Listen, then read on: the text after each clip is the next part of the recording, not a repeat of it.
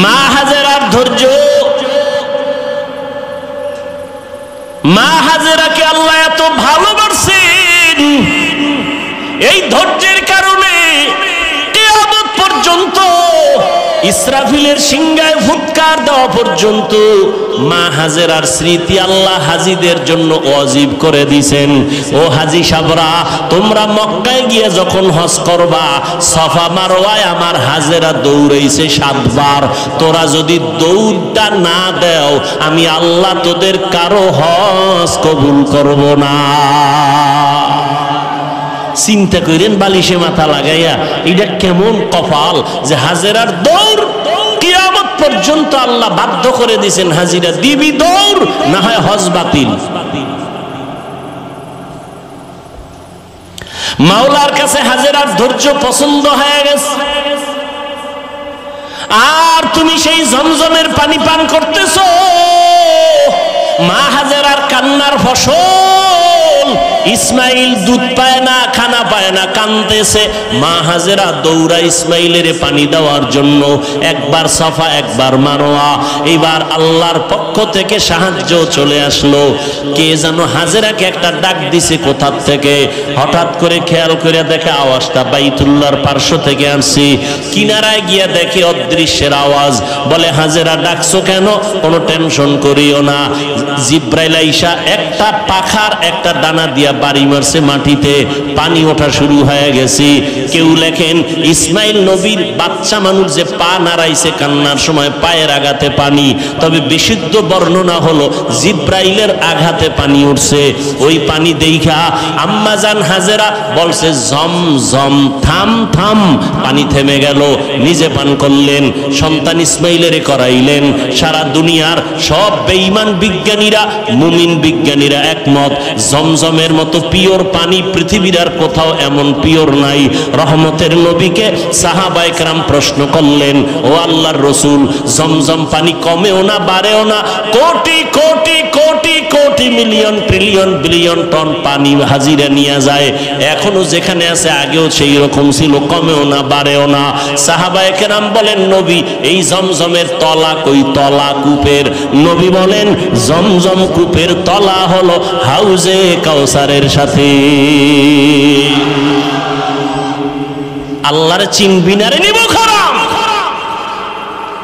কই আমগো যে সার্টিফিকেট নাই তো সম্মান কমে নাই। সেদিনও বাংলাদেশের এক বড় মাথাওয়ালা মন্ত্রী মহোদয়ের মন্ত্রীদের মধ্যে বড় দামি, কোন এক কাজে গেলাম, কয় হুজুর হেলিকপ্টারের প্রোগ্রাম চলছেনি। আর একজনের সাথে পরিচয় করা, চিনেননি হুজুরের? হেলিকপ্টার হুজুর। আমি কই, না, বৃষ্টির মধ্যে কে নিবে? আর আমি নিতে চাই না বেশি। আমি যদি চাই, আল্লাহর শুকর, আমি প্রতিদিন কপ্টারে প্রোগ্রাম করতে পারি সারা দেশে। অথচ আমি অফিসে লেখা রাখছি হেলিকপ্টারে আবেদন করবেন না। সম্মান আমার আল্লাহ সার্টিফিকেট দিয়ে দেয় না, টাকায় দেয় না। আল্লাহ যাকে সম্মান দিবেন, গরিবের সন্তানও ডিসি হয়ে যায়। কি আল্লাহ পারে না? তো তুমি সার্টিফিকেট নিয়ে কি হইছে? এটার পিছনে দৌড়াইয়া আল্লাহ চিনো না, নবী চিনো না, কিসের জন্য দৌড়াও? রিজিক তো কোনো বান্দার হাতে না, কার হাতে? 10 তলা মাদ্রাসা বানাইলো, একটা সওয়াব পাবে না। জীবন ভর যত মোনাজাত দিবে, একটা মোনাজাত কবুল হবে না। আল্লাহ কয়, রেডিও রে বেঈমান, তোর সাথে আমি আল্লাহ নিজে যুদ্ধ করব। রেডিও, কারণ তুই কত খারাপ। তোর গর্ভধারিণী মায়ের সাথে 24টা ঘন্টার সেকেন্ডে সেকেন্ডে তোর আমলনামায় জিনার গুনাহ লেখা হয়। অথচ হুজুর বাদ দেন, আপনাদের লাইনে, জেনারেল লাইনে চাকরি করে, ব্যবসা করে, কোটি টাকার মালিক, 1 টাকাও সুদ খায় না, হারাম খায় না, নাই? সত্য কথা বলেন, নাই? কিয়ামতের দিন তাকেই আল্লাহ দাঁড় করায় বলবে, এই বেঈমান, তোর লাইনের বান্দাটা হারাম খাইলো না, তুই খাইলি কেন? জবাব দে। আল্লাহ হেদায়েত দান করুন। আর হারাম খেয়ে শান্তি আছে, দুনিয়ায় আছে। যদি একটু দুনিয়ায় শান্তি পেত, তো মনটা একটু বুঝাইতো যে হ্যাঁ দুনিয়ায় শান্তি। মরার আগেই ভেজাল। দেখেন না কিভাবে দুদুকের নোটিশ আসতেছে, আসে না? সম্পদ কোটি কোটি সম্পদ কামাই করে শান্তি মরার আগে মাইয়ার থেকে আলাদা, ছেলের থেকে আলাদা, বউয়ের থেকে আলাদা, এই একটা জীবন। খাইতে বইয়া শান্তি নাই, ঘুমাইতে শান্তি নাই, শরীর অসুস্থ, এটা জীবন হইল? এটা একটা জীবন হইল? এরপরে যদি হামলা মামলা, তাজা মানুষ জায়গায় মাইরা ফেলাইতেছে।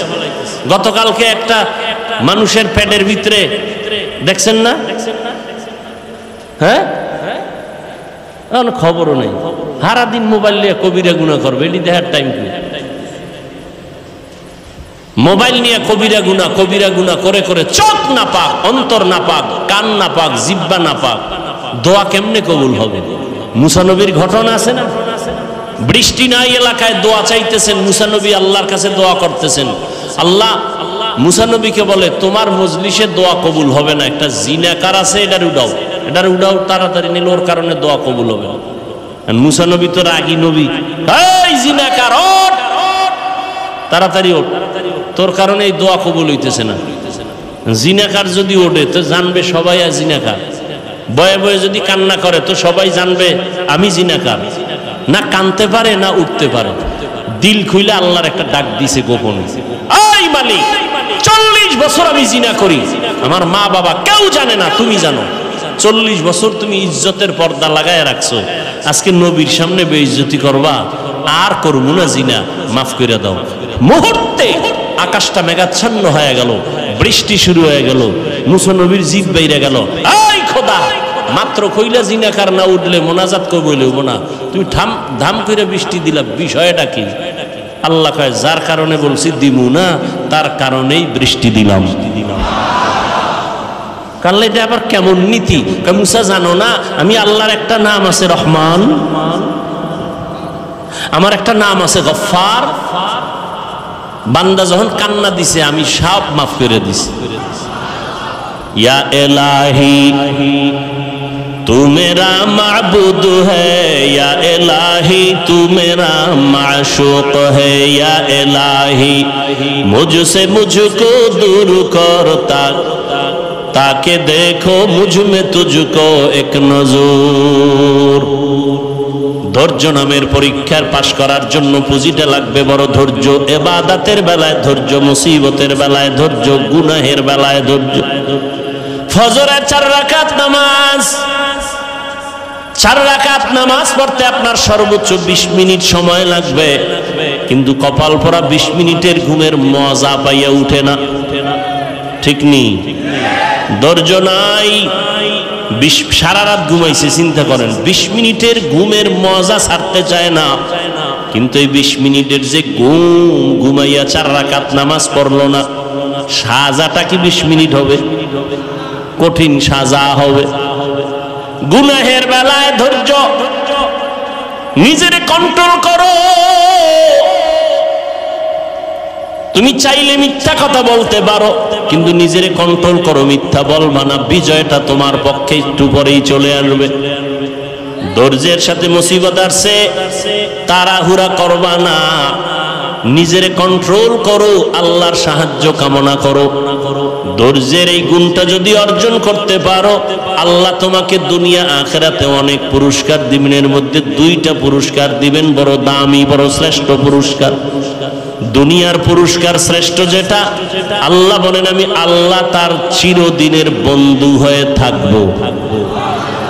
ইয়া আইয়ুহাল্লাযীনা আমানুস্তাঈনু বিস-সাবরি ওয়াস-সালাহ ইন্নাল্লাহা মা'আস-সাবিরিন।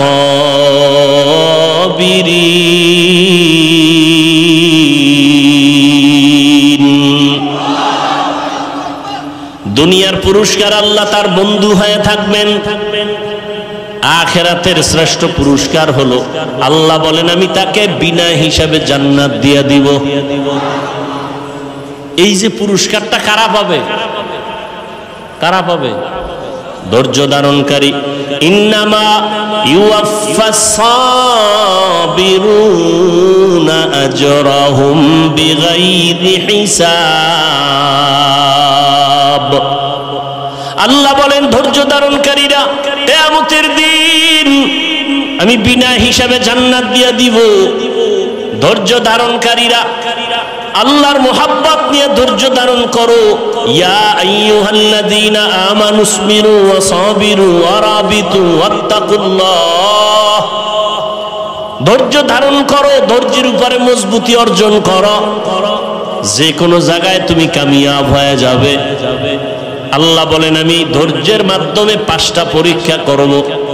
আমি আল্লাহ পরীক্ষা করে যাচাই করব কার ঈমান হালকা মজবুত। 5টার মধ্যে প্রথম যেই জিনিসটা দিয়ে আমি পরীক্ষা করব তার নাম হলো ভয়, মিনাল খাউফ। 4 মাযহাবের 4 ইমামের এক ইমাম ইমাম শাফিঈ রাহমাতুল্লাহি আলাইহি লিখেন, এখানে ভয় দ্বারা উদ্দেশ্য হলো আল্লাহর আযাবের ভয়। ও আল্লাহর গোলাম, তুমি নামাজ পড়ো, পর্দা করো, দাড়িটা লম্বা করলে তোমার আল্লাহ খুশি, তোমার আপনজন আত্মীয় স্বজন বেজার হয়ে যাবে। এখন তুমি আত্মীয় স্বজনের ভয়ে দাড়ি কাটবা, বেপরদায় চলবা, নাকি আল্লাহর জাহান্নামের আযাবের ভয়ে নামাজ পড়বা, পর্দা করবা? এটা তোমার পরীক্ষা। ধৈর্য যদি থাকে তুমি পাস, আর ধৈর্য ধারণ করতে যদি না পারো তুমি ফেল হয়ে যাবা। আজকে তুমি বিবি তামাশায় পড়িয়া তালে পরে দাড়ি কাটবা, বেপরদায় চলবা, কিন্তু তুমি বিপদে পড়িয়া দেখো তোমার কলিজার বিবিও তোমার আপন থাকবে না। মরা লাগবে না, খালি একটু অসুস্থ হইয়া 10 দিন বিছনায় থাকো, টের ভাইবা তোমার কলিজার বউয়ের মোহাব্বতের পার্সেন্ট কত। বউরে টাকা দিলে আলহামদুলিল্লাহ, না দিলে নাউজুবিল্লাহ, ঠিক নেই?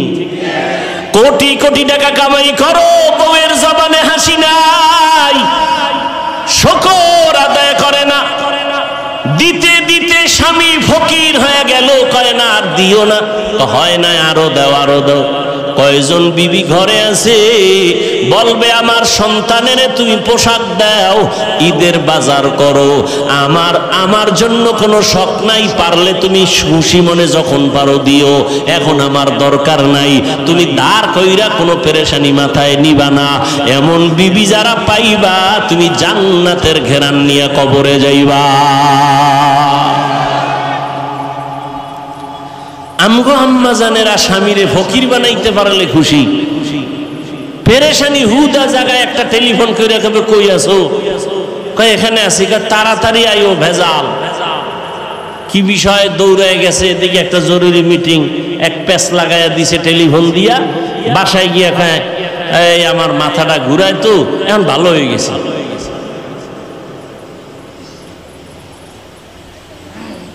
হ্যাঁ, এই জন্য ভালো মেয়ে বিয়া করো।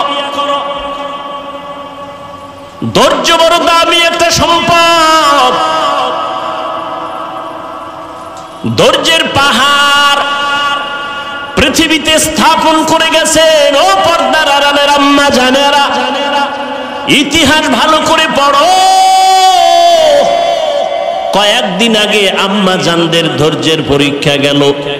কোরবানি করেছো, মা হাজেরা আলাইহিস সালামের ইতিহাস তোমার সামনে চলে আসছে।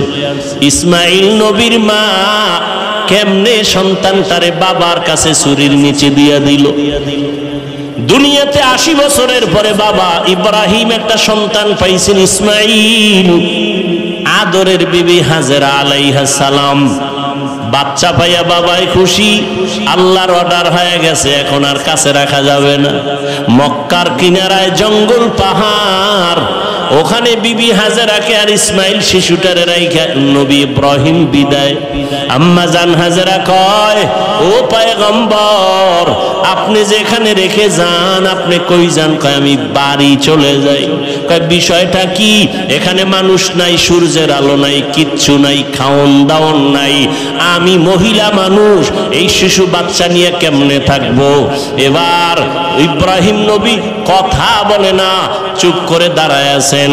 মা হাজেরা বলে, আরে নবীর স্ত্রী তো, এত বুদ্ধি তো আল্লাহ কিছু দিয়া রাখছেন। কয় বড় বউ সারা বিশ্ব সুন্দরী, এর সাথে কোনো দ্বন্দ্ব? ইব্রাহিম নবী মাথা নাড়ায় বলে, না, হাজেরা বুঝতে পারছেন এখানে আল্লাহর হুকুম আসছে, এবার কা আল্লাহর হুকুম হইছে নি। এবার ইব্রাহিম নবী জিও বলে না, মাথা দিয়া সম্মত দিলেন হ্যাঁ। এইবার হাজেরা কয় আল্লাহ যদি অর্ডার করে থাকেন আমি হাজেরার কোনো আফসোস নাই, দুঃখ নাই, আপনি চলে যান, দোয়া করবেন আল্লাহ যেন হেফাজত করে। মা হাজেরার ধৈর্য, মা হাজেরাকে আল্লাহ এত ভালোবাসেন, এই ধৈর্যের কারণে কিয়ামত পর্যন্ত ইসরাফিলের সিংহায় ফুৎকার দেওয়া পর্যন্ত মা হাজেরার স্মৃতি আল্লাহ হাজিদের জন্য ওয়াজিব করে দিয়েছেন।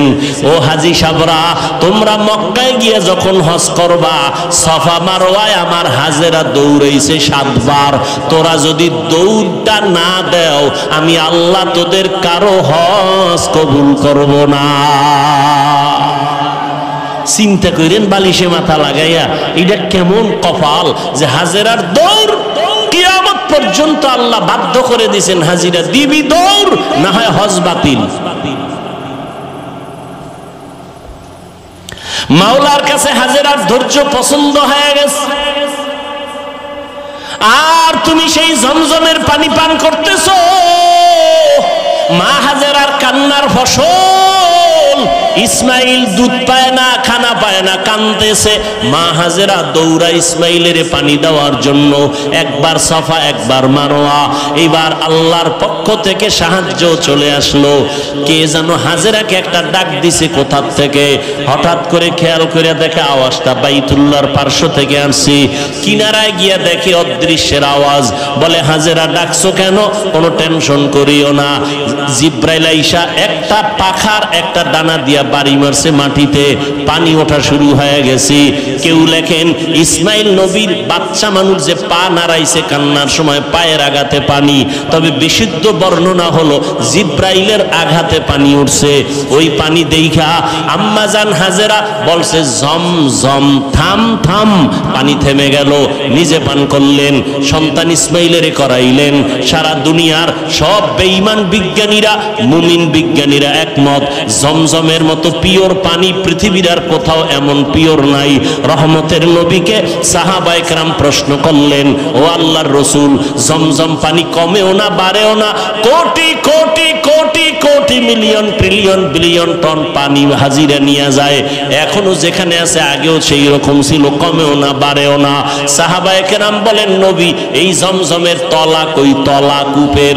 নবী বলেন জমজম কূপের তলা হলো হাউজে কাউসারের সাথে। আল্লাহর চিনবি না রে নিব খারাম। কই আমগো যে সার্টিফিকেট নাই তো সম্মান কমে নাই। সেদিনও বাংলাদেশের এক বড় মাথাওয়ালা মন্ত্রী মহোদয়ের মন্ত্রীদের মধ্যে বড় দামি, কোন এক কাজে গেলাম, কয় হুজুর হেলিকপ্টারের প্রোগ্রাম চলছেনি। আর একজনের সাথে পরিচয় করা, চিনেননি হুজুরের, হেলিকপ্টার হুজুর। আমি কই না, বৃষ্টির মধ্যে কে নিবে? আর আমি নিতে চাই না বেশি।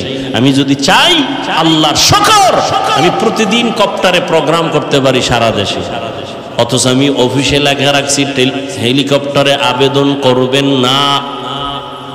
সম্মান আমার আল্লাহ সার্টিফিকেট দিয়ে দেয় না, টাকায় দেয় না।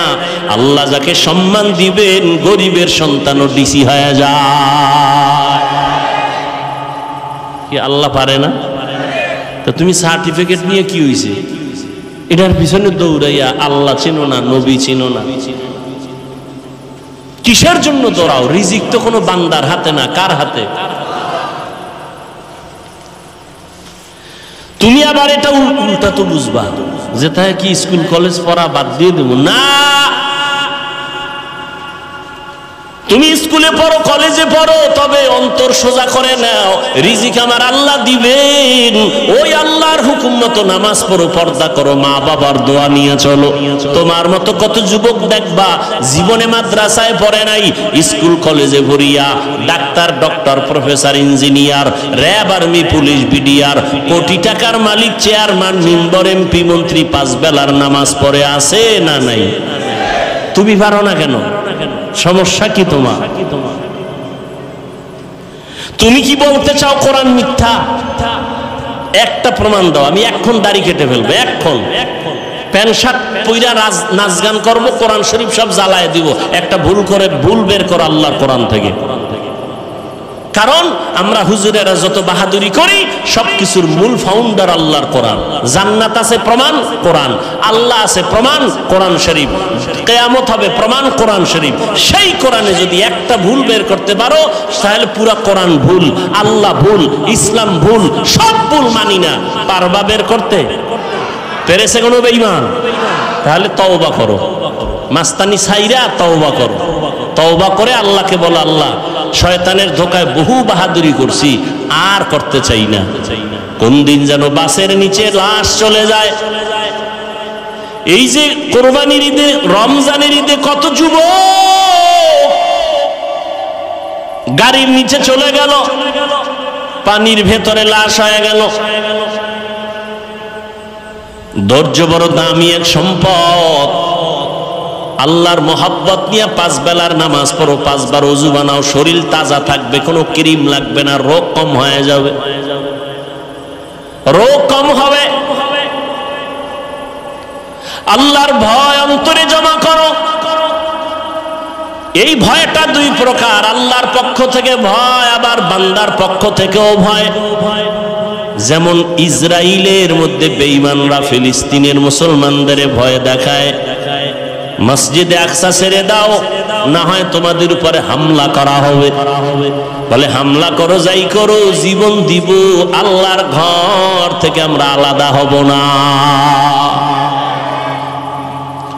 ফিলিস্তিনের দিকে তাকাও, এক বাবা মিষ্টি খাওয়াইতেছে মানুষের আর হাসতেছে। সাংবাদিক বলে বিষয় কি? বিপদ চলে, মানুষ মরে, রক্ত চলে, তুমি হাসো কেন, মিষ্টি খাওয়াও কেন? লোকটা বলে আমার 2টা সন্তান ইসরায়েলি বেঈমানদের হাতে শাহাদাতের পেয়ালা নিয়ে জান্নাতে গেছে, আমি খুশি, এই জন্য মিষ্টি খাওয়াই। আমিও তৈরি হইতেছি, আমিও এই পথে বিনা হিসাবে জান্নাতে যাব। বুঝাইতে পারি না রে বাবা, বুঝ নাই। নবীজি 13টা বছর বুঝাইলো, আবু জাহাল বুঝলো না। আর ওমর নবীর বয়ান শুনে নাই, হঠাৎ কইরা কোরআন শরীফটা হাতে লাগাইছে, তো নবীর প্রতি মায়া বাইরা গেছে, কালেমা পড়ছে। অথচ আর ছিল 100 লাল উট পুরস্কারের লোভে নবীর কল্লা নিয়ে দিবে আবু জাহালের কাছে। বুঝটা বড় কঠিন ও বাবা, বুঝো, তুমিও মুসলমান, আমিও মুসলমান। তোমার আল্লাহ আমার আল্লাহ 2 না 1? তোমার নবী আমার নবী, তোমার কাবা আমার কাবা, তোমার কোরআন আমার ধর্ম, আমার ধর্ম, তোমার আমার হাদিস, তোমার আমার আল্লাহ এক, কোরআন এক, কাবা এক, ধর্ম এক। দুনিয়াতে আসছি সিস্টেমও কি না উত্তরবঙ্গের মানুষগুলো লঙ্গি পরে আসছে। বিদায় বেলা কাফন হবে 3টা, মহিলাদের হবে 5টা, ধনীদের জন্য একটা কাফন বাড়ানো হবে। প্রধানমন্ত্রী যদি দুনিয়ার থেকে যাবেন, মহিলা হলেও তার 6টা কাফন দেওয়া হবে। রিক্সা ড্রাইভার যদি মরে যায়, তারও যেমন 3 কাফন। কোটি টাকার মালিকও যদি মরে যায়, তাকেও 3 কাফন। কারো সম্মানে একটা কাফন বাড়ানো হবে না, গরিব হওয়ার কারণে একটা কাফন কমানো হবে না। কবরের সাইজও হবে সমান, নাকি ধনীদেরটা একটু এসি টেসি লাগাই দিবে। গরিবের কবর যেমন, ধনীর কবরও তেমন। কাফনের কালার হবে আলাদা। কি আমগো হুজুরদের কালার হবে একরকম, আপনারা যারা হুজুর না তাদের কাফনের কালার হবে আর এক রকম। সবার কাফনের কালার এক, সংখ্যাও 3টা, তাও এক। কারো কাফনে লেখা থাকবে না এমপি সাহেবের লাশ, বড় হুজুরের লাশ কাফনে লেখা থাকবে। অতএব যতই বাহাদুরি করি না কেন, সাদা কাফনে ঢুকার পর সব শেষ হয়ে যাবে। ঠিক নি? জিন্দেগি মে বন্দগি তু কর নাহি, जिंदगी में बंदगी तू कर नहीं, जिंदगी बे बंदगी शर्मिंदा है, जिंदगी बे बंदगी शर्मिंदा है। दुनिया में हो दुनिया का तलबगार ना हो, बाजार से गुजर हो खरीदार ना हो। ये दुनिया एक मिसल कागज फूल है, ये दुनिया एक मिसल कागज फूल है। जिंदगी में बंदगी तू कर नहीं, जिंदगी बे बंदगी शर्मिंदा है, जिंदगी बे बंदगी शर्मिंदा है। এরে নবীর আশিক উম্মতের দল, পাঁচটা জিনিসের মাধ্যমে আল্লাহ পরীক্ষা নিবেন। এক নাম্বার ভয়। আল্লাহর ভয়ে তুমি নেক আমল করবা নাকি দুনিয়ার মানুষের মাইরের ভয়ে তুমি গুনাহ করবা, এটাই তোমার পরীক্ষা। ধৈর্য ধারণ করো। এই মিয়া, আমাদের সবাই দুর্বল মনে করে, আসলেই আমরা দুর্বল। টাকা নাই, বাড়ি নাই, গাড়ি নাই। আমাকে হুজুর গো মাদ্রাসায় পড়াই, হুজুরেরা মাদ্রাসায় পড়ায় ৬-৭ হাজার টাকা বেতন, ১০,০০০ শহরে গেলে একটু বেশি। ইমাম সাহেবের বেতন বাকি তো ৩-৪-৫ মাস আছেই, আবার ঘরের মধ্যে খানেওয়ালা সংখ্যাও বেশি। হুজুর গো, কথা ঠিক না? আপনারা তো সংখ্যা কম, কারণ আপনারা ট্যাবলেট খান, আমরা তো খাই না। কারণ আমরা নবীর হাদিস ওই দিন শিখলাম, দেখলাম নবী বলছেন ওই বাড়ির মাইয়া বিয়ে করবি যেই বাড়ির সন্তান বেশি হয়। কারণ কিয়ামতের ময়দানে ইব্রাহিম নবী উম্মত নিয়ে দাঁড়াবে, মুসা নবী উম্মত নিয়ে দাঁড়াবে, ঈসা নবী দাঁড়াবে। আমি মুহাম্মদ উম্মতের সংখ্যা বেশি নিয়া আবেগ ভরা মোহাব্বত আর বাহাদুরের ভেসে আমি জান্নাতে আগে যাব। এরপর কি ট্যাবলেট ওয়ালারা পাল্লা দিয়ে আল্লাহর সাথে আগাইতে পারছে? কি ট্যাবলেট ওয়ালারা?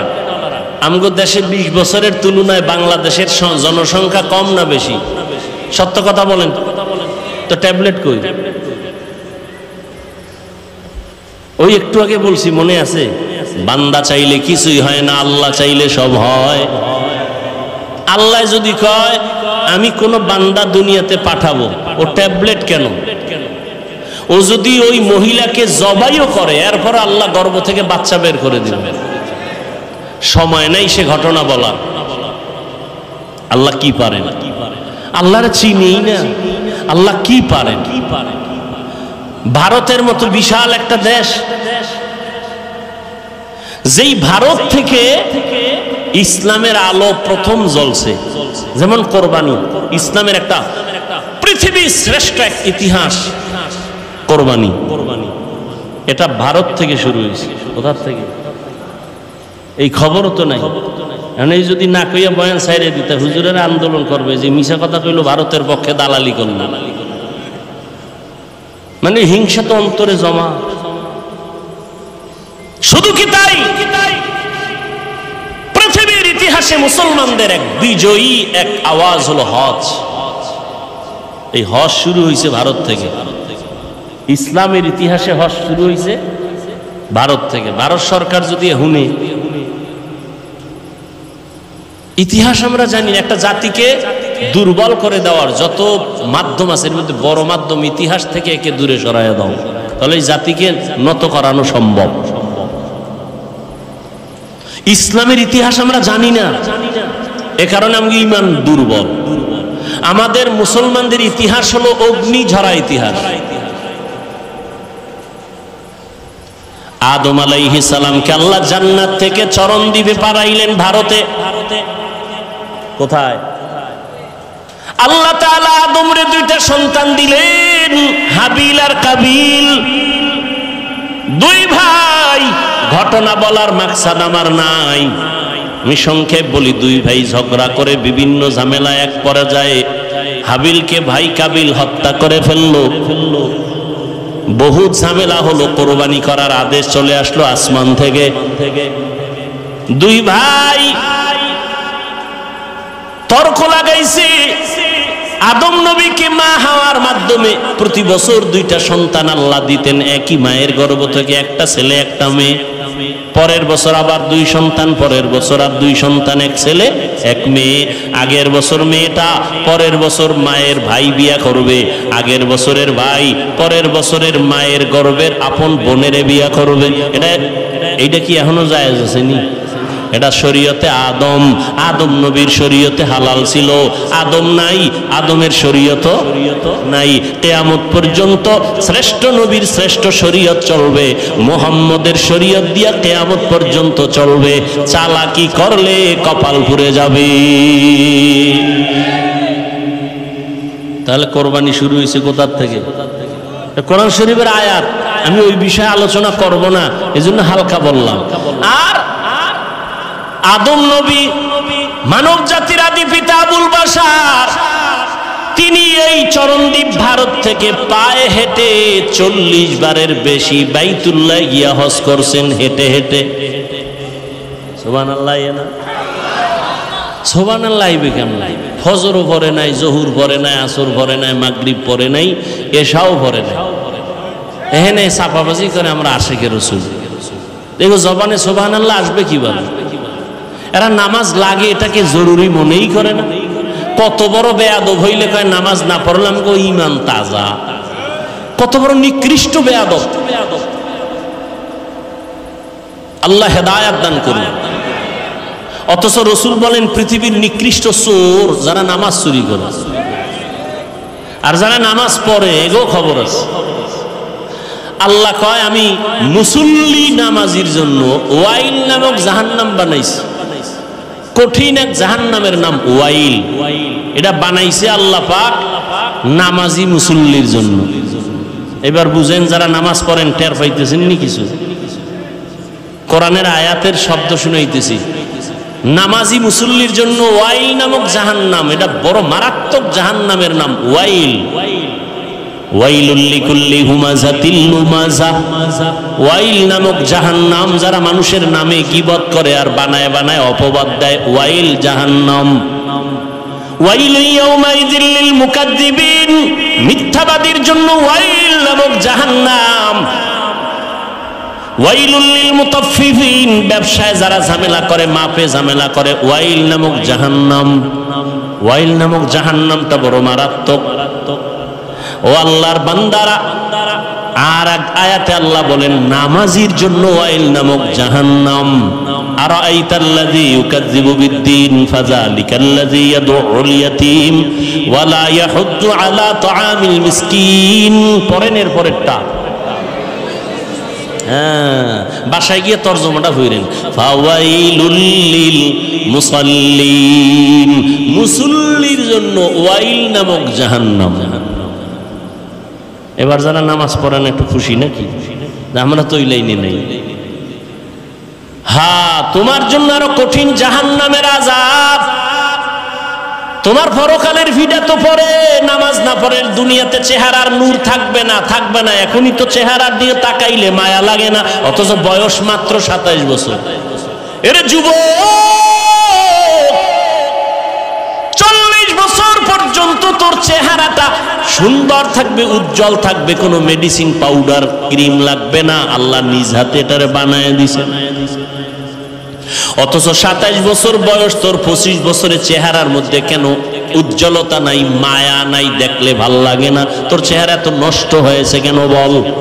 সারা রাত্র মোবাইল নিয়ে কবিরা গুনাহ করছো, আমার মাওলা সহ্য করতে পারে নাই, চেহারার নূর আল্লাহ নিয়ে নিছে। শুধু কি তাই? এই মোবাইল চালাইতে চালাইতে তোর চোখের পাওয়ার নাই, কানের পাওয়ার নাই, হার্ট দুর্বল, ব্রেন দুর্বল, সব দুর্বল হয়ে গেছে। বুকে ব্যথা বাড়ছে, মাথা ব্যথাও বেড়ে গেছে এই মোবাইল দেখতে দেখতে। ঠিক নেই? একটু টেনশন দূর করি। মোবাইল হলো সব রোগের মূল রোগ। এক ওসি সাহেব কয়, হুজুর নেশার বিরুদ্ধে ওয়াজ করেন। আমি বললাম কোন নেশা? কয় মদ, ইয়াবা। আমি সব বাদ দেন, মোবাইলের নেশার বিরুদ্ধে ওয়াজ করেন। কামনে করেন? তা আমি করি, শুনেন, যাইয়েন না। মিরপুরে ঠাডা ভাঙ্গা ওয়াজ দিলাম মোবাইলের বিরুদ্ধে।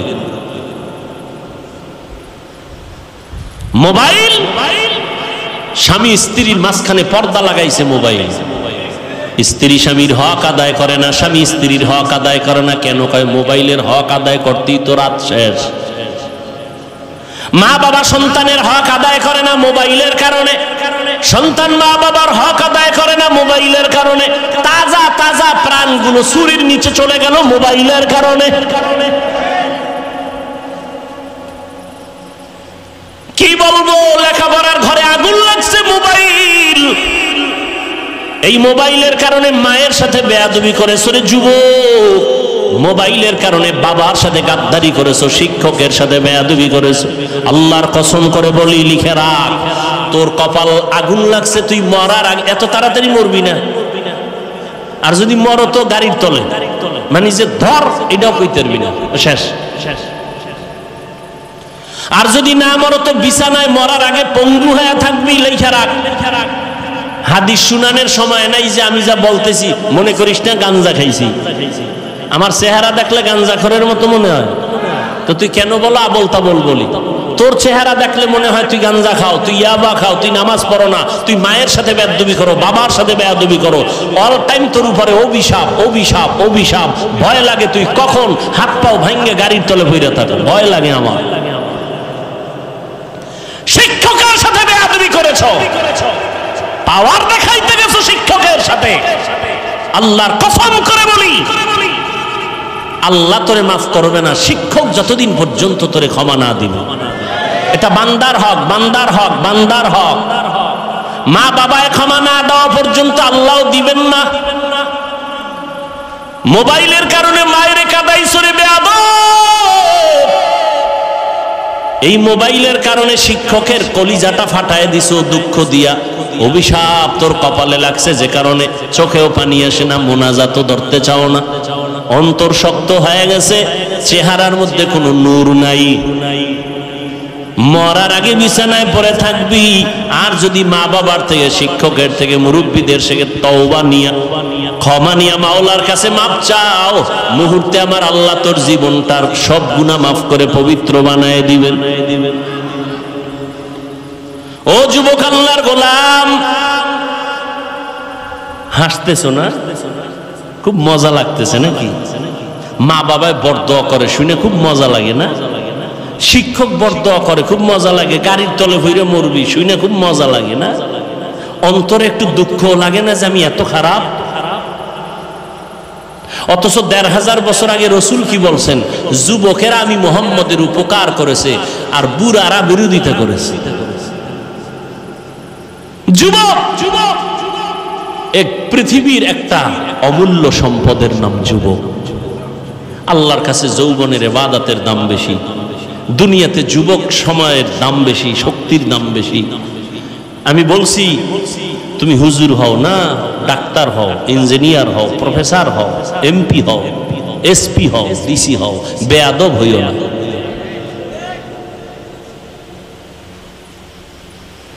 অনেক ডিসি সাহেবের গুণগান খুব ভালো, খুব ভালো, এসপি সাহেব ভালো, মেম্বার ভালো, চেয়ারম্যান ভালো, নাই?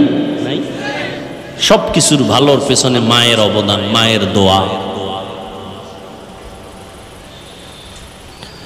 মা বাবার দোয়া, চোখের পানি না থাকলে কোনো সন্তান এ দুনিয়ায় সম্মানের চেয়ার পাইতো না। কিন্তু কত সন্তান বুঝেও না যে মা বাবার দোয়ার কারণে এখানে বসছি। মা বাবার খোঁজ খবর নেয় না, মা বাবার জন্য দোয়াও করে না। বন্ধু বান্ধবের টাকা পয়সা বিলায়, মা বাবার জন্য বিলাইতে পারে না। বাইতুল্লাহ যাই একটু আল্লাহরে ডাকবে, টাকা আছে কপাল নাই। ঠিক নি? বছরে 2-3 বার যাইতে পারে, একবারও যায় না। জিগাইলি কয় এই সমস্যা, এই সমস্যা, কপাল বড় খারাপ। ও আল্লাহর বান্দারা, আল্লাহ পাক বলেন আমি 5টা জিনিসের মাধ্যমে পরীক্ষা নিব। 1 নাম্বার আল্লাহর ভয়, দ্বিতীয় পরীক্ষা হলো ক্ষুধা। ইমাম শাফিঈ রাহমাতুল্লাহ আলাইহি বলেন ক্ষুধা মানে এখানে উদ্দেশ্য হলো রোজা। এই যে রমজান মাস গেল, কত কুলাঙ্গারের বাচ্চারা এই বাংলাদেশে বলছে ঘরের মধ্যে কি ভাতের অভাব আছে, রোজা রাখবো কেন? বলে নাই? আমরা কি ভাতের অভাবে রোজা রাখি? রোজা তো হিন্দুরাও রোজা রাখে, খ্রিস্টানেরাও রাখে, ইহুদিরাও রাখে। দুনিয়াতে এমন কোন ধর্মের মানুষ নাই যেই ধর্মের মধ্যে রোজার আইন নাই, তবে তাদের নাম আলাদা, সিস্টেম আলাদা। আমরা কই রোজা, তারা কয় না খাওয়ার সাধনা। কোন কোন ধর্মেও দেখছি এরকম লেখা, না খাইয়া যদি মরতে পারে বিনা হিসাবে জান্নাত পাবে। কিন্তু আমরা মুসলমানেরা না খাওয়ার সাধনা করি না, বরং না খাওয়ার ভেতর থেকে আল্লাহ পাওয়ার সাধনা করি। পরকালের সওয়াব বাদ দাও। চিকিৎসা বিজ্ঞানীরা রোজা নিয়ে গবেষণা করে বলছে শরীর ঠিক রাখার জন্য একটা মহা ঔষধের নাম রোজা। জনমের মতো খাইবা না, এতে শরীর সুস্থ থাকবে না। খবরদার, শরীর সুস্থ রাখার জন্য আল্লাহ পাক কিছু নিয়ম বাতায় দিয়েছেন। শরীরে তোমার যতটুকু টানবে ততটুকু দিতে হবে, বেশি দেওয়া যাবে না, কমও দেওয়া যাবে না। তোমার শরীর, তোমার পেট, পুরা বডির মধ্যে তোমার মেশিন। প্রত্যেকটা মানুষের ভিতরে 23টা ইঞ্জিন আছে, 23টা মেশিন আছে। কয়টা? 23টা মেশিন আছে বডির ভিতরে। মাথায় আছে 10টা। কয়টা? পেটের মধ্যে আছে 8টা। কয়টা? 8টা। এরে আল্লাহর বান্দা, এই মেশিনের মধ্যে শ্রেষ্ঠ যেটা মূল, সেটা হলো পেট। তোমার এই বডিকে সুস্থ রাখার জন্য ওখান থেকে 8টা মেশিন পুরা বডিটারে কন্ট্রোল করে পেটের মাধ্যমে। এরে নবীর উম্মতের দল, এই জন্য খাদ্য নিয়ম ছাড়া খাওয়া যাবে না। বেশি খাইলেও ঝামেলা, কম খাইলেও ঝামেলা। বিজ্ঞান, চিকিৎসা বিজ্ঞানীরা বলে আমার কথা যদি বিশ্বাস না করো, আজকে বাসায় গিয়া মোবাইলে তো আকামি করছো জীবনভর, আজকে কি একটু গুগলে সার্চ দিও, গুগলে সার্চ দাও, দিয়া লেখবার রোজার দ্বারা শরীরের উপকার কি কি। ওখানে সব তোমগো মুরব্বী টাইওয়ালারা বসে আছে, গবেষক। আমগো হুজুর টুজুর ওখানে কেউ নেই। সুন্দরভাবে গবেষণা দিয়ে রাখছে রোজা রাখলে কি হয়। আমাদের বাংলাদেশের এক হিন্দু ডাক্তার গত রমাজানে 50টা ইনের একটা ফেসবুকে লেখা দিছে, আমাকে একজনে দেখাইলো রোজার দ্বারা শরীরের কি উপকার। এজন্য রহমতের নবী পৃথিবীর শ্রেষ্ঠ ডাক্তার, পৃথিবীর শ্রেষ্ঠ ডাক্তার আমার নবী। শুধু রমাজান না, প্রত্যেক সোমবার, সপ্তাহের বৃহস্পতিবারও রোজা রাখতেন। রোজা রাখলে শরীর সুস্থ থাকে, পুরা ব্যালেন্স ঠিক থাকে। আর জনমের মতো খায়, আল্লাহ যা দিছে আও খায়, নিজেও আউলা জাউলা খাইতেছে, খাইয়া আস্তে বিছানায় পইরা থাকে। তো লাভ কি? হালাল হারাম খাইলে কোনো শান্তি নাই রে বাবা। হালালটারও যারা হারাম বানায় খায়, এই কারণে পেট নষ্ট, তার সব নষ্ট। পেটে ব্যথা উঠছে, পেটের খানাটা বলতো মাথা ব্যথা শুরু হয়ে গেছে, খানাও, ঘুমও নাই, রুচিও নাই, সব নষ্ট হয়ে গেল। এজন্য আল্লাহ বলেন আমি ক্ষুধার মাধ্যমে পরীক্ষা নিব। রোজা, আরাফার রোজা সামনে আসতেছে, আশুরার রোজা মুহররমে। আরাফার রোজা নফল রোজা মাঝে মাঝে রাখিও, শরীর সুস্থ থাকবে। হিন্দুদের মধ্যে খবর নেন, ওরা খায় খুব সীমিত। আমাকে মুসলমানের থেকে অনেক সুস্থ তারা।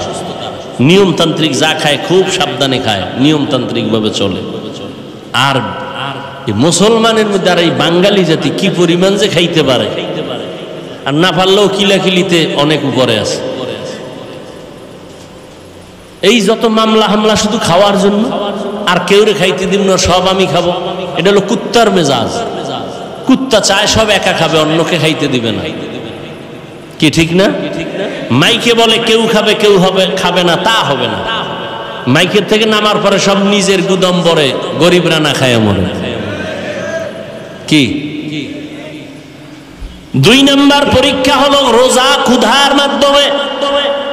সংক্ষেপ বলে ফেললাম। 3 নাম্বার হলো মালের কোরবানি। তার মানে এখানে ইমাম শাফিঈ রাহমাতুল্লাহ আলাইহি বলেন এখানে মালের কোরবানি মানে যাকাত।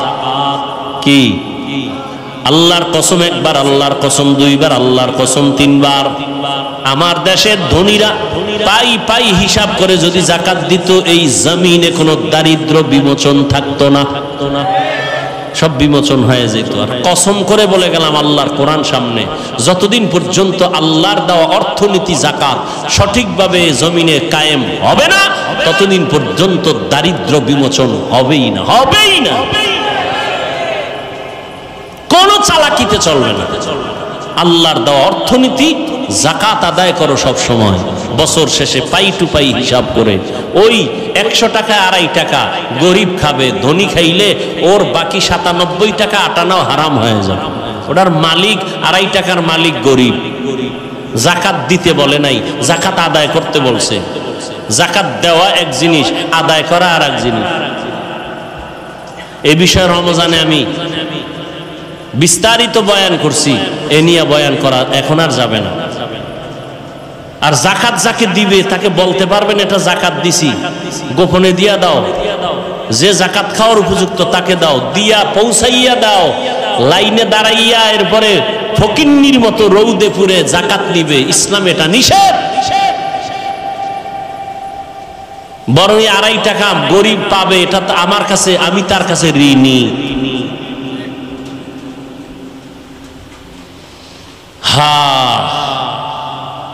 3 নাম্বার মালের কোরবানি। গরিবরা কয় আমগো তো আর ঝামেলা নাই, মালও নাই ঝামেলাও নেই। আল্লাহ কয় 4 নাম্বার গরিব তোমার জানের কোরবানি। ধনী বলল আমি টাকা দিলাম মাহফিল চালাও, ধনী বলে আমি টাকা দিলাম মাদ্রাসা উঠাও, মসজিদ উঠাও। ধনী জানের কোরবানি দিতে পারবে না, সময় নাই, সম্ভব না। এবার কয়েক গরিব তুমি জানের সময় দাও, পরামর্শ নাও, কাজ করো, তুমি জান দিয়ে একটু খেদমত করো। তাহলে গরিব ধনী মালের কোরবানি দিল, গরিব জানের কোরবানি দিয়া দুজন জান্নাতের বাসিন্দা হয়ে যাও। জান মালের কোরবানি। হজে যারা যায় তারা দুটোটাই দেয় একসাথে, মালের কোরবানি, জানের কোরবানি। মেহনত করে। 5 নাম্বার ফলের ঘাটতি। ইমাম শাফিঈ রাহমাতুল্লাহ আলাইহি বলেন এখানে ফল দ্বারা হলো সন্তান। কারণ কোরআন শরীফে প্রত্যেকটা মাকে বলা হয়েছে ফসল উৎপাদনের ক্ষেত, আর ওই ক্ষেতের ফসল হলো সন্তান। আল্লাহ সন্তান দিয়ে আবার নিয়ে যাবেন, কাউকে দিবেনই না। এটা আল্লাহর পরীক্ষা। লিল্লাহি মুলকুস সামাওয়াতি ওয়াল আরদ ইয়াহাবু লিমান ইয়াশাউ ইনাসা ওয়া ইয়াহাবু লিমান ইয়াশাউ যুকুর আও ইউযাওবিজুহুম যুকরানা ওয়া ইনাসা ওয়া ইয়াজআলু মান ইয়াশাউ আকিমা ইন্নাহু আলিমুন কাদির।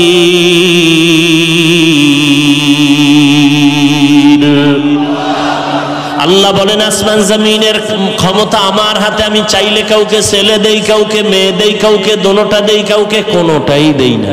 ক্ষমতা কার? আল্লাহ পাক বলেন আমি ছেলে দিয়া সন্তান দিয়া পরীক্ষা নেই। ইন্নামা আমওয়ালুকুম ওয়া আওলাদুকুম ফিতনা। সম্পদ আর সন্তান তোমার জন্য পরীক্ষার বস্তু। খবরদার সন্তানের মায়ায় পড়ে আল্লাহকে ভুলে যেও না। পর্দার আম্মা জানেরা, আল্লাহ সন্তান দান করেছেন, সন্তানটাকে মানুষ বানায় যান। মানুষ বানাইতে হলে আপনাকে মাওলানা বানাইতে হবে না, একজন মুফতি সাহেব বানাইলেই মানুষ হবে এটা গ্যারান্টি নাই। আপনার সন্তানটারে ডাক্তার বানাবেন, আপনার সন্তানের ইঞ্জিনিয়ার বানান, তবে মানুষ যদি বানাইতে চান আমার নবীর আদর্শ ছাড়া মানুষ হওয়া সম্ভব না। অতএব আপনার সন্তান ডাক্তারি পড়িয়াও যেন নামাজ না ছাড়ে, মা বাবার সাথে বেয়াদবি না করে, এমন সন্তানের ইমানদার, এমন সন্তান রেখে যান ডাক্তার ইঞ্জিনিয়ার। আপনার সন্তানের ব্যবহারে যেন মা বাবার কলিজা ঠান্ডা হয়, সন্তানের ব্যবহারে যেন আলেমদের কলিজা ঠান্ডা হয়, সন্তানের ব্যবহারে যেন কারো অন্তরে কষ্ট না যায়। ওই সন্তান যদি রেখে যান, ডাক্তার হইয়াও কোরআন পড়িয়া মা বাবার জন্য দোয়া করবে, ইঞ্জিনিয়ার হইয়াও কোরআন পড়ে মা বাবার জন্য দোয়া করবে। এমন একটা আদর্শ সন্তান রেখে যাবেন, দুনিয়াও আপনার সুনাম হবে, কিয়ামতেও এর উসিলায় নাজাত পেয়ে যাবেন। ও যুবক বাবারা, এখনো সময় আছে, তওবা করে নাও। জীবনটার কোনো দাম নাই যদি তুমি আল্লাহর হুকুম মতো জীবনকে পরিচালনা করতে না পারো। আমি শুরুতেই বলছিলাম বাবা, তোমার আল্লাহ আমার আল্লাহ এক, তোমার নবী আমার নবী এক, তোমার ধর্ম আমার ধর্ম এক, তুমি আমি একই আল্লাহর গোলাম, একই নবীর উম্মত, এক কোরআন মানি, এক কাবা মানি। অথচ তোমার দাড়ি রাখতে লজ্জা লাগে, আমার দাড়ি কাটতে লজ্জা লাগে। বিষয়টা কি? তুমিও নবীর উম্মত, আমিও উম্মত, তোমার আল্লাহ আমার আল্লাহ এক, কোরআন এক, ধর্ম এক। তোমার নামাজ পড়তে কষ্ট লাগে আর আমার নামাজ না পড়লে লজ্জা লাগে, তোমার পর্দা করতে লজ্জা লাগে, আমার পর্দা না করলে লজ্জা লাগে। তুমি মসজিদে ঢুকতে লজ্জা পাও আর আমি মসজিদে না ঢুকলে লজ্জা পাই। বিষয়টা কি? আসলে বিষয় কিছুই না। আবু জাহিল্লাও একটা মানুষ, ওমরে ফারুক একটা মানুষ। ব্যবধানটা কোথায়? ওমর যেই রাস্তায় চলে ওই রাস্তায় শয়তান পর্যন্ত আসে না, ভয়। ওমর এমন আল্লাহর গোলাম হয়ে গেল যে ওমরের তরবারির সামনে কোনো বেঈমান দাঁড়াইতে পারে না, ভয়। কারণটা কি? ওমর আর আবু জাহালের সূরত এক, কিন্তু ওমরের মধ্যে মদিনার নবীর আদর্শ আসার কারণে আল্লাহ এত পাওয়ার দান করছেন। এক ওমরের দ্বারা গোটা দুনিয়া অর্ধ জাহান শাসন করছেন, শোষণ করে নাই। ওমরের কোনো বডিগার্ড নাই, সিকিউরিটি গার্ড ওমরের নাই, কোনো অস্ত্র নাই। রোমের সর্দার, রোম সম্রাট কয় ওমরের এত সুনাম, এই ওমরের বডিগার্ড কয়জন? খবর নাও। গিয়া খবর নিয়ে দেখে কোনো বডিগার্ড নাই, একা একা চলে। কয় একা একা চলে, অর্ধ দুনিয়ার বাদশাহ। কয় তারে মারার জন্য তো বড় সহজ। কয় হ্যাঁ সহজ, যাও, দায়িত্ব দিয়ে দিল তরবারি নিয়া, ওমরের মারতে পারবা কে? কয়েকজন রেডি। কয় গোপনে একা কোথায় তাকে মেরে ফেলবা? খবর নিয়ে দেখে এরকম একটা খোলা ময়দানে পাহাড়ের পাশে ওমর একা, হাতের বালিশ বানায় ঘুমাইতেছে, আর কেউ নাই। দুশ্মন খবর পাইয়া রওয়ানা। এই সুযোগ হাতছাড়া করা যাবে না। আল্লাহ যদি হেফাজত করে দুনিয়ার সবাই এক হইয়াও তার ক্ষতি করতে পারে না। ওমর তো ঘুমে আছে, তরবারি নিয়ে দুশ্মন মাঠের কিনারায় গিয়া দেখে কেউ নাই, সহজে মেরে ফেলবো, মনে বড় খুশি। কিন্তু হঠাৎ করে আবার ভয়, এক কদম সামনে যায়, আবার দাঁড়ায় যায়, পেছনে ব্যাক করে আবার যায়। এভাবে করতে করতে দীর্ঘ টাইম ওমরের কিনারায় কাছাকাছি যাইয়া এবার ভাবতেছি ওমরের মারবো। হঠাৎ করে তাকায় দেখে ওমর একা ঘুমায় না, জঙ্গলের একটা বাঘ ওমরের চারপাশে ঘুরে আর পাহারা দেয়। বাঘ দেখে ভয় লাগে নাই? তরবারিটা হইরে গেছে ভয়ে। ওমর তাকাইছে, এখন আর কলিজা সাথে নেই। এই তুমি এখানে কেন? সব খুইলা খুইছে, কয় মাফ করে দেন। শেষ পর্যন্ত কালেমা পড়ছে। মুসলমানের চরিত্র প্রতিশোধ নেয় না, প্রতিশোধ নেয় না, এটা মুসলমানের আদর্শ। রসুল শিখায় গেছেন, রসুলের আইনে যদি দুনিয়া চলতো পৃথিবীতে কোনো আন্দোলন থাকতো না, কোনো ঝগড়া থাকতো না, কলহদ্বন্দ্ব থাকতো না। কিন্তু এটা হতে দিবে না। যারা অন্যায়কারী এরা কখনো সঠিক কাজ সমাজে হোক এটা করতে হতে দিবে। ভাইরা আমার, সেই ওমর রহমতের নবীর আদর্শ নিয়ে বড় দামি হয়ে গেল। আল্লাহ এত পাওয়ার দান করছেন, ওমরের শানে আল্লাহ আয়াত নাজিল করছেন কোরআন শরীফে। আয়াত নাজিল কইরা কয় নবীকে জিব্রাইল বলো ওমর যে একটা মত পেশ করছে আমি আল্লাহ মেনে নিলাম, নবীও যেন মেনে নেয়। খবর আছে আপনাদের? আর সেই ওমরের সাথে একটু তর্ক করছেন আপনারা ঘুমের ঘরে, না কি? তর্ক না করলে 8 রাকাত তারাবি লয়ে কিলেকিলি করেন কেন? হ্যাঁ, যে ওমর 20 রাকাত চালু করছে না, ওমরেরটা মানি না, মুহাম্মদেরটা মানি। নবী কয় আমি মুহাম্মদ আর আমার সাহাবাদেরকে যারা মানবে না তারা জান্নাতি হতে পারবে না। আল্লাহ আয়াত নাজিল করছেন কোরআনে, কোন এক বিষয় আমি বলার সময় নেই। আল্লাহ কয় জিব্রাইল নবীকে বলো ওমর যা মত পেশ করছে রসুলের সামনে আমি আল্লাহ মেনে নিছি, নবীও যেন মেনে নেয়। সেই ওমর, সেই ওমরের সাথে দুশ্মনী কেন? তুমি তারাবি 8 রাকাত বাদ দাও, যাও আমি হাফিজুর রহমান বলে গেলাম, তুমি 2 রাকাত তারাবি পড়ো, তবে পড়ার মতো পড়ো। যেই তারাবির সেজদায় গেলে মাওলার সাথে মোলাকাত হবে এমন পড়লে তোমার 2 রাকাতই যথেষ্ট। আর যদি সেই নামের পড়ো, দেখানোর জন্য পড়ো, 40 রাকাত পড়লেও কপাল খুলবে না। তুমি আল্লাহর জন্যই যদি পড়ো তো হিংসা কেন? আমাকে সালাম দেয় না, দিলেও নেয় না, কি ওখানে 20 রাকাতের পার্টি? এটা একটা মুসলমানি কথা হইল? তুমি 8 রাকাত পড়ছো, কই আমি তো তোমারে হিংসা করি নাই। তুমি বুকে হাত বাঁধো, আমি নাভিতে হাত বাঁধি, কই হিংসা তো করি নাই। তুমি কেন আমাকে হিংসা করো ভাই? বুকে হাত বাঁধি, জোরে আমিন বলি, যা বলি কার জন্য? তো আল্লাহর জন্য ইবাদত করলে বান্দার সাথে ভাব কেন? ভাবটা দেখাবা আল্লাহর সাথে, যে আল্লাহ আমারে চিনোনি তুমি। আমার 20 লাগে না, 8এই ব্যাটারি চার্জ হয়ে যায়, ফাস্ট চার্জার আমার অন্তর। আমার 20 রাকাত লাগে না, 8এই আমার কলিজা পুরা চার্জ হয়ে যায়। ভাব দেখাবা আল্লাহর সাথে, আল্লাহর ইবাদত করো, বান্দার সাথে কেন? অহংকার, নবীজি বলেন আগুন যেমন লাকড়ি ধ্বংস করে দেয়, অহংকার আর হিংসা মানুষের জীবনের ইখলাসওয়ালা আমলগুলোকেও ধ্বংস করে দেয়। আল্লাহ আমাদের অহংকার হিংসা থেকে হেফাজত করেন। ও যুবক বাবারা, ও বৃদ্ধ বাবাজিরা, ও পর্দার আড়ালের আম্মা জানেরা, এখনো সময় আছে, তওবা করে নেন। আপনার মতো কত মা বোনেরা আছে এখনো পর্দা করে, স্বামীর মাল হেফাজত করে, মোবাইলে সময় নষ্ট করে না, নামাজ পড়ে। ও মা বোনেরা, আপনারা কেন পারবেন না? স্বামীর মাল হেফাজত করেন, নিজের সতীত্ব বজায় রাখেন। চরিত্র নষ্ট করলে দুনিয়াতে কেউ আসলে ভালোই জানে না, আল্লাহর কাছেও তো কোনো সম্মান থাকবে না। মরার পরে অশান্তি শুরু হবে, আপনার সন্তানেরা আপনার চরিত্রের কারণে কষ্ট পাবে। এখন থেকে তওবা করে নেন। ও বাবাজিরাও তওবা করে নামাজ পড়েন, যুবক বাবারা তওবা করো, আল্লাহর কাছে বলো জীবনে আর নামাজ ছাড়বা না। মনে মনে বলো আল্লাহ, শয়তানের ধোকায় গুনাহ করে ফেলেছি, আর করব না। তোমার কোরআন সত্য, গুনাহগারের জন্য জাহান্নাম তাও সত্য কোরআনে আছে, নেক আমলওয়ালাদের জন্য জান্নাত কোরআনে আছে। আজকে থেকে তওবা করে নিলাম, নামাজ ছাড়বো না, দাড়ি কাটবো না, বেপরদায় চলবো না, মা বাবাকে কষ্ট দিব না, ওলামায়ে কেরামের পরামর্শ নিয়া নবীজির সুন্নাত অনুযায়ী চলবো। তওবা করার মতো যদি কারো অন্তর তৈরি হয়, অন্তরে যদি কোনো দুর্বলতা না থাকে, দুটো হাত আমার আল্লাহকে দেখায়া দাও। আয় আল্লাহ, তওবা কবুল করে নেন, তওবার উপরে মজবুত হইয়া চলার মতো তৌফিক দান করেন, আমিন। আলহামদুলিল্লাহি রাব্বিল আলামিন, ওয়াসসালাতু ওয়াসসালামু আলা সাইয়্যিদিল আমবিয়া ওয়াল মুরসালিন ওয়া আলা আলিহি ওয়া আসহাবিহি আজমাইন।